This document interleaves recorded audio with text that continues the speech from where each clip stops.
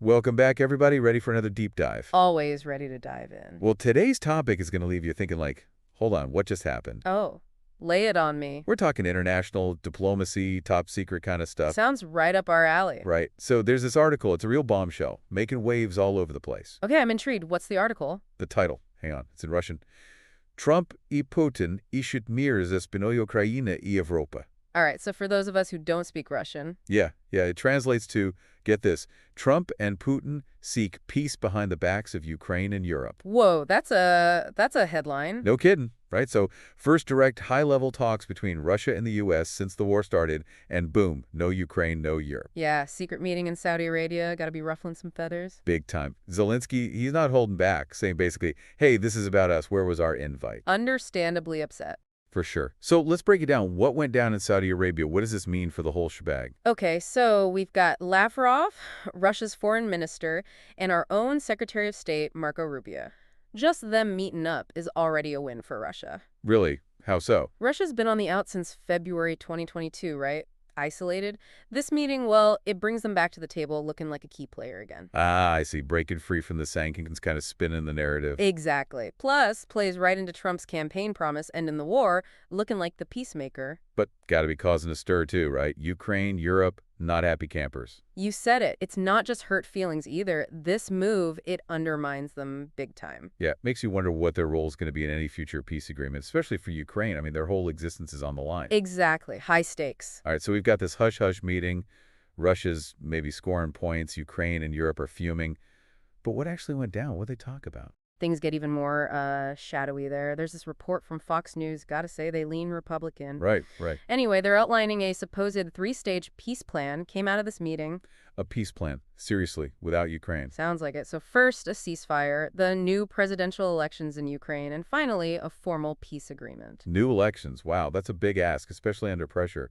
What'd Russia say about all this? Funny thing, Lavrov flat out denied there's any such plan. So it's a he said, she said situation. Pretty much, yeah. Secret meetings, whispers of peace plans, denials, like a political thriller. No kidding. And we're just getting started. The real drama unfolds when we look at the fallout, how this meeting has shaken things up between the U.S., Russia, Ukraine, Europe, everybody. Okay, before we get there, you got to hear what Ukraine and Europe are saying. Zelensky, I mean, he didn't mince words. No, he didn't. About Ukraine and without Ukraine. That's how he put it. Mess it up, right? Feeling sidelined. And he's not keen on any ultimatums either. Right, basically saying we're not going to be bullied into something that compromises our freedom, our future. Powerful stuff. But what about Europe? How are they taking this whole shift? They're definitely nervous. They're feeling pressure from Russia and from some folks here in the U.S. who seem eager to, let's say, accommodate Putin. I see. German Chancellor Scholz, he's been vocal, standing up for Ukraine's right to decide its own fate. He even pointed out Ukraine's on track to join the EU, so any deal has got to respect that. So Europe's saying we're with Ukraine, but they're in a tough spot, right? They need us for security, but don't want to throw Ukraine under the bus for a peace deal. It's a delicate dance, for sure. And this whole situation, it's showing a growing split between the U.S. and Europe. Which is what Russia wants, right? A divided West. But this meeting also makes them look like the peacemakers, right? Absolutely. The image, the optics are powerful. BBC journalist Sarah Rainsford, she pointed out, just seeing Russian and American officials at the same table that projects equality plays right into Russia's narrative. It's all about perception.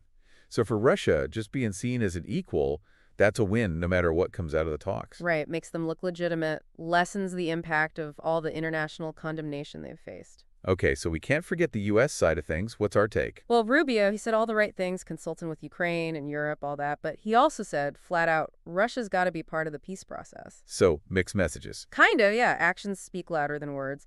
Engaging directly with Russia like this, it fuels that idea that maybe the U.S. is ready to cut a deal, even if it means Ukraine loses out. Risky. So what's Russia saying about all this? Propaganda machine must be working overtime. Oh, absolutely. RIA and Navalny, they're spinning this as a big comeback for Russia, talking about how the U.S. failed to take them down and how these talks prove they're strong, they're diplomatic. Control the narrative, right? Exactly. They want to look reasonable, open to talking, while the West is stuck in the past, Cold War thinking and all that. Classic. So let's sum it up. A secret meeting, missing key players, peace plan rumors that Russia denies, and a whole lot of spin from everyone involved. Hard to tell what's really going on. It's a tangled web, no doubt, but I think there's more to it than the headlines. It's about power, competing interests, and the real human cost of this whole thing. Yeah, we got to look deeper.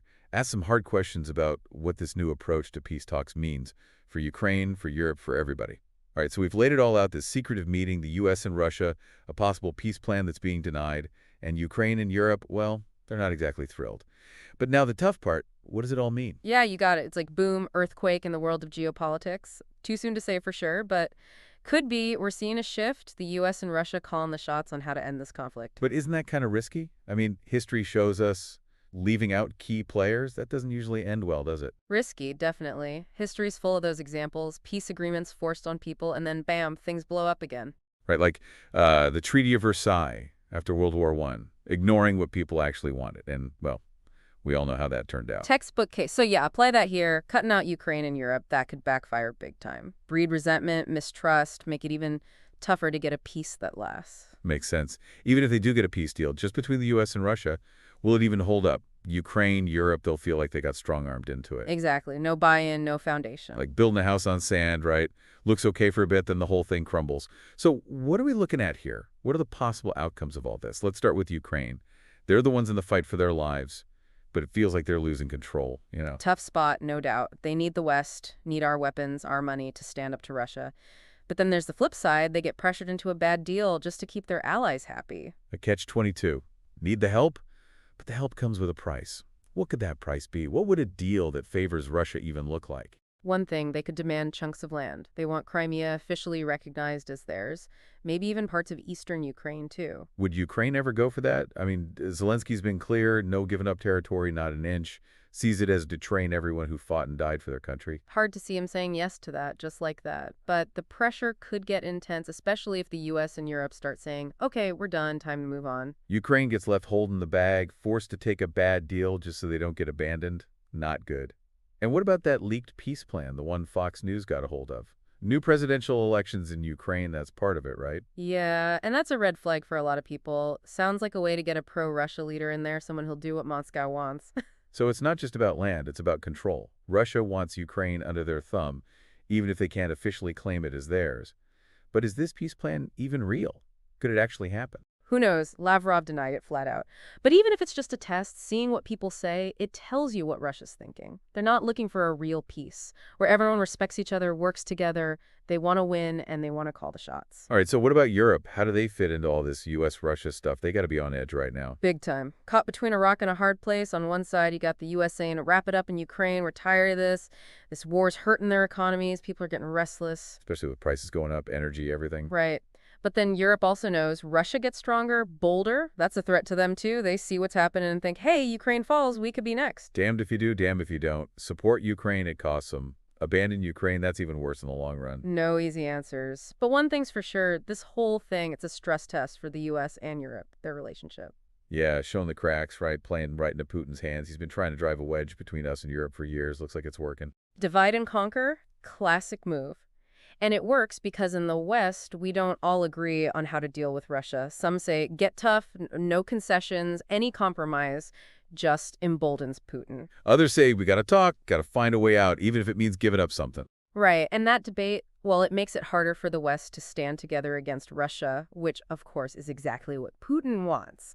So yeah, it's a mess, that's for sure. Everyone wants something different. The story keeps changing, and nobody knows what's going to happen next. But in all this politics, it's easy to forget about the people, the Ukrainians.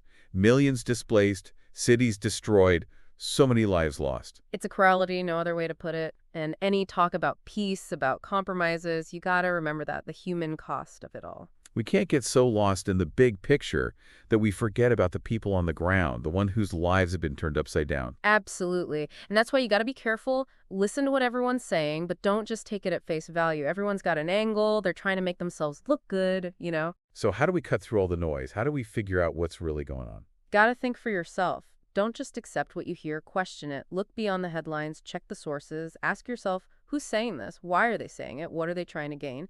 And most importantly, what does this mean for the people involved? What are the consequences? It's a lot to think about, but it matters. We can't just sit back and let things happen, not with so much at stake. Exactly. That's what this deep dive is all about. It's not just giving information. It's about empowering you guys, our listeners, to think critically, to form your own opinions. So let's step back, look at the big picture. This new thing between the U.S., Russia, Ukraine, Europe, What does it mean long term? What about the future of international relations, the balance of power, all that? Now that's where things get really interesting. We're not just talking about one region, one conflict. This is about how power works in the world, how it's shifting, how it's negotiated.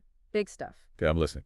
For decades, the U.S., we've been the top dog, calling the shots. We've been the ones keeping Europe safe, running the global economy, promoting democracy around the world. But now it feels like that's changing, right? Russia's getting aggressive, China's on the rise.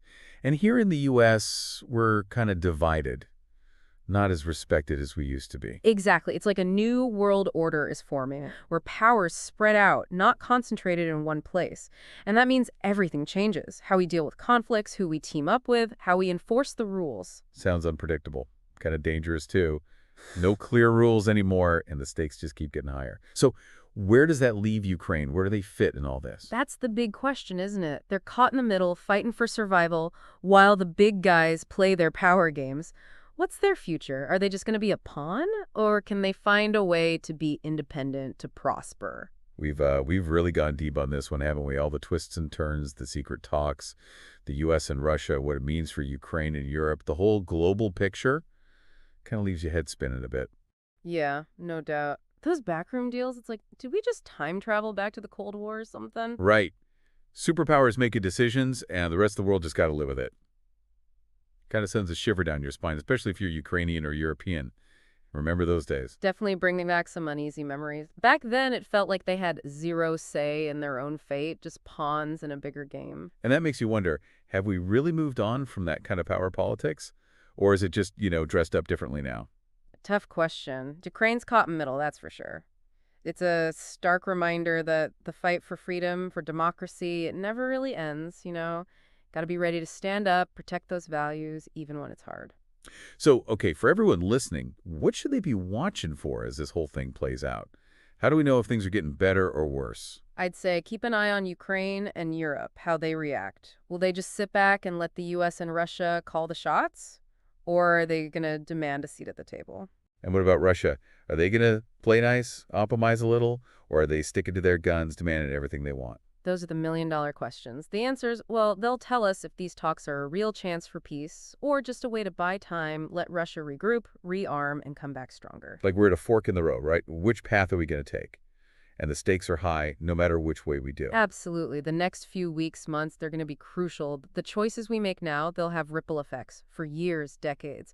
Not just for Ukraine, but for Europe, the whole world. It's a lot to take in, that's for sure. Makes you realize just how interconnected everything is, how one event can trigger a chain reaction that changes everything. That's the nature of global politics, I guess. It's messy, it's unpredictable, and it affects all of us, whether we realize it or not. But hey, that's why we're here, right? Trying to make sense of it all, help people understand what's going on, why it matters, and what they can do about it. Exactly. So to wrap things out, I think we've got to leave everyone with something to think about, a question that kind of sticks with them. Always like a good cliffhanger. What you got for us this time? Okay, so we've talked a lot about what might get traded away in a peace deal, the compromises, all that. But what about after the deal, if there even is one? What happens then? How do you rebuild trust after all this damage? Deep stuff. Yeah, even if the fighting stops, the wounds, the scars, they run deep on all sides. And heal those wounds, well, that's going to take a lot of work, a lot of time. It's about more than just signing a piece of paper, right? Right. It's about reconciliation, about facing the past, acknowledging the pain, and then somehow finding a way to move forward together, build something new. A future where this whole awful chapter, it's not forgotten, but it becomes a lesson, a guide to building a world that's more just, more equitable. A world where diplomacy wins, where talking things out beats bombs and bullets every time. That's the dream, right? And the real challenge, the real measure of peace, it's not just about the absence of war. It's about creating something better, something more positive. It's about justice. It's about understanding. It's about genuinely wanting to build a better future together. A future where everyone has a voice, big or small, and everyone's listened to. Well said. All right, everybody, thanks for joining us for another deep dive. We know it was heavy stuff, but hey, important stuff too. We'll be back soon with another exploration of the world, all the good, the bad, and the complicated. Until then, keep asking questions, keep learning, and keep fighting for a world where peace wins. And never forget, each and every one of you can make a difference. Even when things seem impossible, there's always hope. There's always a path forward. Just got to have the courage to find it together.